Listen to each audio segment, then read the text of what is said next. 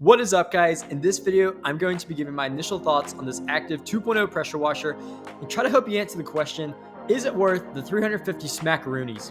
Now, the first thing I want to say about this pressure washer is how much better the rinsing power is compared to my previous Ryobi pressure washer.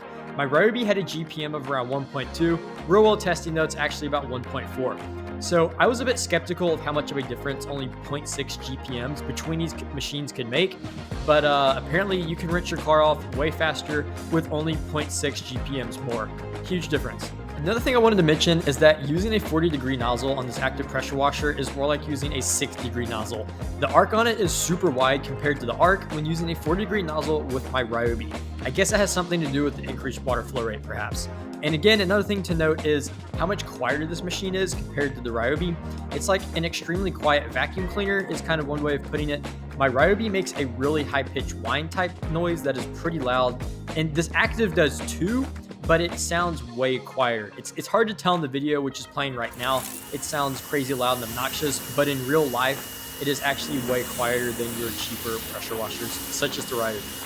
So next I want to show you guys how well a foam cannon works with this machine, because all the professional detailers and everything you read online says that using a pressure washer with 2 GPM is going to give you like crazy thick shaving cream snow foam.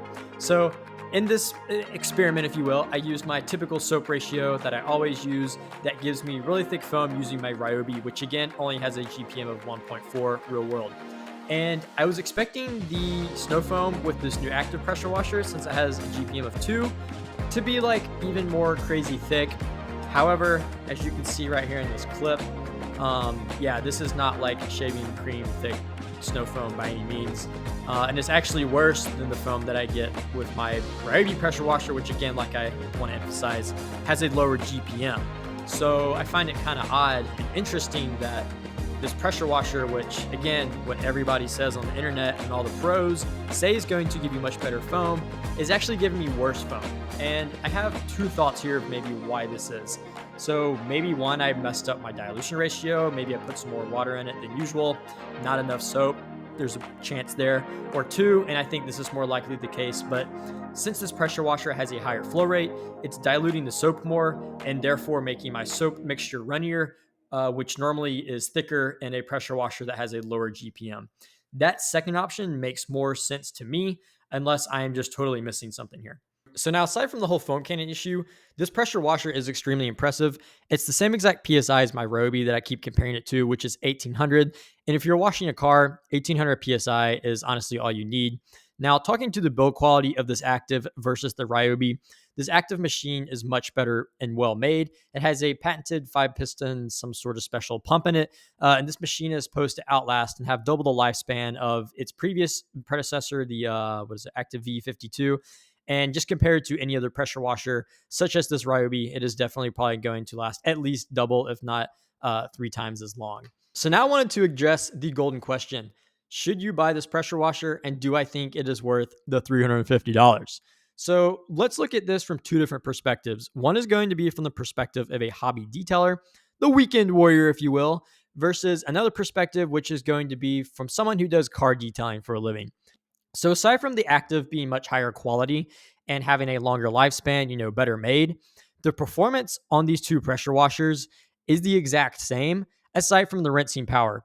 With the active, I would say that it rinses like 50%, 75% faster. The rinsing power is definitely much better, but as someone who details cars as a hobby, I honestly just don't know how important being able to rinse your car off a few seconds faster is to some of you out there. Like I said, while the rinsing power is noticeably different, I would not say it's like life-changing different.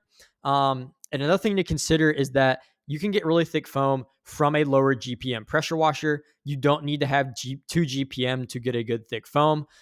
So really the only benefit in terms of performance of this active over my cheaper Ryobi is rinsing power. And again, that's just in terms of performance. Obviously, build quality and all that is going to be way better. So the second perspective to look at this from is someone who does car detailing for a living.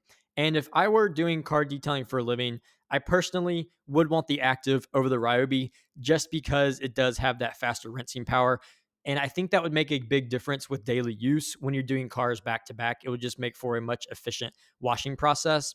Additionally, like I mentioned before, the active is going to last far longer than something like the Ryobi, especially if you're using it on a everyday, day-to-day basis. It's going to get a lot of use out of it, so you're going to want something that is going to stand the test of time. If you are a car detailer and are doing this for a living, I would 100% say that buying the Active 2.0 would be a very good investment into your business.